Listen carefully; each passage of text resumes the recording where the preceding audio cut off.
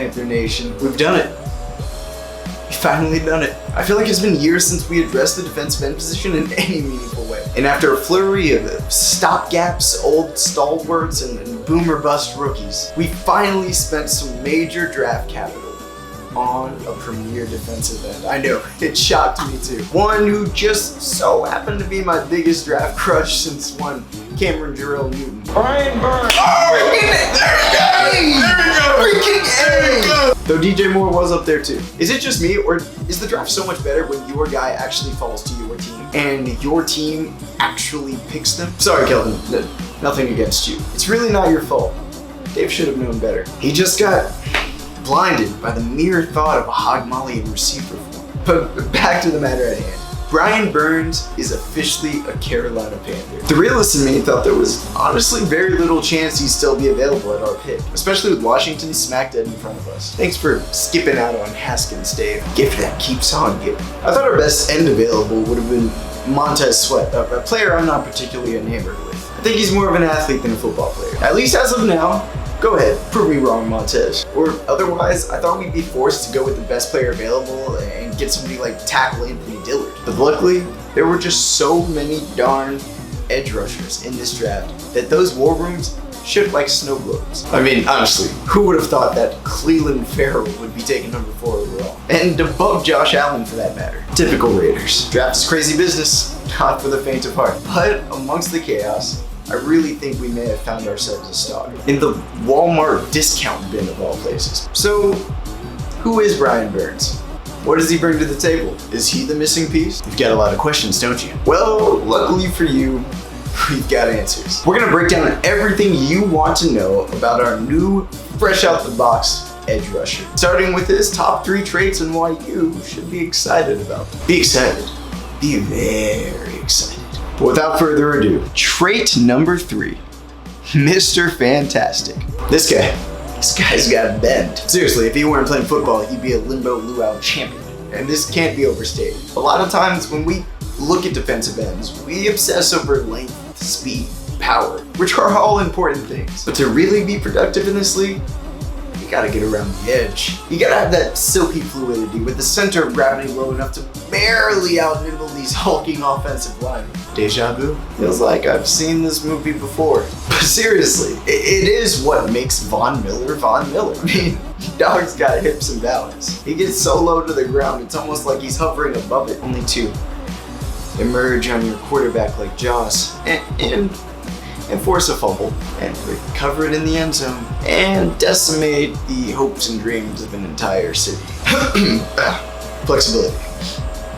It's important. But anyhow, moving on to trait number 2, bursting onto the scene. When you're talking about what makes a defensive end, you always hear about that first step. What it's really about is being able to attack the line offensively rather than reacting defensively. Yes, even if you're on defense. Stay with me here. The first player to make contact on the line dictates the terms of engagement. They set the stage and the tone. The other player has no choice but to react, i.e.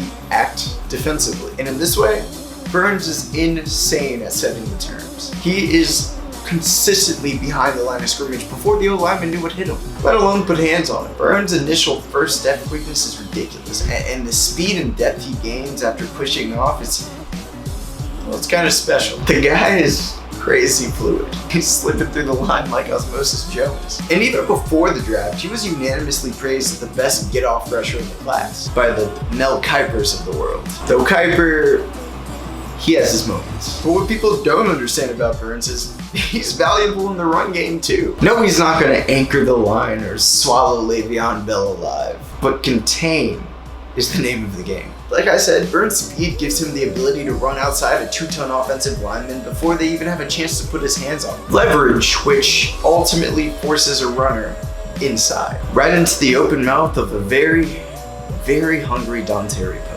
I mean, guy's gotta eat. Of course, that's if he's awake on that play. And even if he wasn't, I mean, that running back's facing a dilemma. Burns' unique traits make him so much more than face value. Excited yet? No?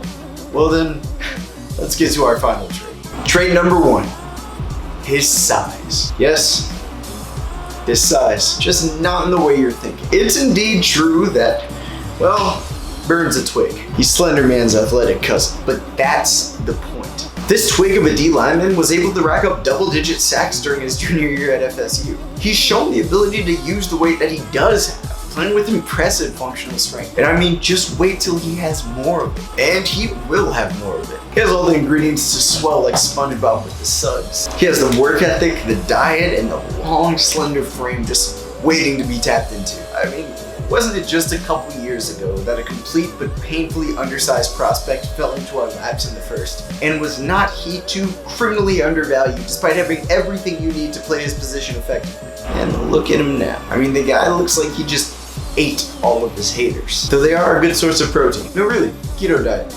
Don't knock until you try it. My point is, I don't see his size as a bad thing. I see it as his potential. I see a vehicle that allowed a potential top 10 pick to fall right into our laps. Picture it like buying a bouncy house with all the bells and whistles, but getting it half price because it was deflated. I mean, we could pay full price for the same thing, or we could bring it home and have good old Joe Ken inflate it for us. Sounds good to me. Well, that is all we have for you today, Panther Nation. If you like our videos, you know what to do. Hit that like button, hit that comment button, and be sure to subscribe. And as always, be sure to answer that question of the day in the comment section. It's pick 16, and you're on the clock. Who would you have picked based off of who is available? Let us know, and we might, just might, give you a shout out on our next video. I will see your beautiful faces soon.